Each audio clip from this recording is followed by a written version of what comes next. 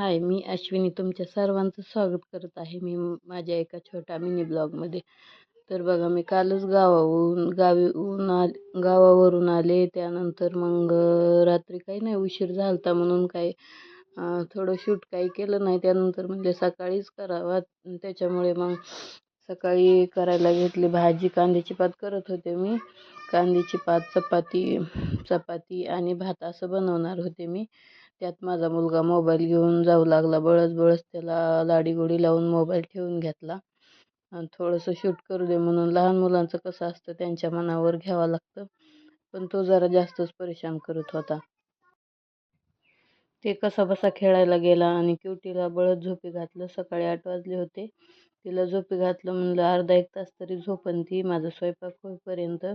तर बघा, इथं तांदूळ नेसत होते मी. तांदूळ अगोदरच स्वच्छ करून मी डब्यात भरून ठेवले होते. पण म्हणले एकदा हात मारून बघावा, नजर टाकली म्हणजे कसं असं वाटत नाही की बाबा आपण बघितले नाहीत म्हणून. त्यानंतर स्वच्छ असे तांदूळ धुवून घेतले. एकीकडे मी गॅसवर कुकरमध्ये पाणी ठेवलं होतं गरम व्हायला, म्हणजे त्याच्यामध्ये तांदूळ टाकले कसं व्यवस्थित भात होतो.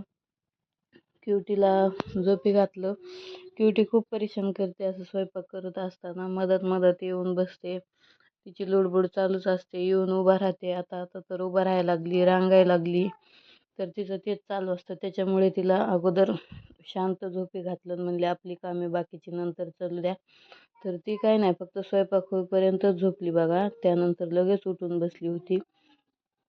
पुन्हा नंतर ती खेळत होती तोपर्यंत तिच्याजवळ बसले. त्याच्यानंतर तिला आंघोळ घातली. पुन्हा नंतर धुणं भांडी बाकीची राहिलेली कामे दिवसभर चालूच असतात. मग नंतर तर बघा, इथं कुकरमध्ये मी भात लावून घेतला. भात लावून घेतल्याच्या नंतर पोळ्या करायच्या होत्या. पोळ्या बनवून घेतल्या. नंतर भाजीला फोडणी टाकली. एकीकडे शेगडी, दोन्हीकडं 2 गॅसवर टाकलं म्हणजे कसं लवकर होईल आणि क्युटी उठायच्या अगोदर होऊन जाईल. त्यानंतर दुपारच्या वेळेमध्ये माझ्या मुलाला खायची होती मॅगी. तर बघा, मी इथं मॅगी बनवली होती.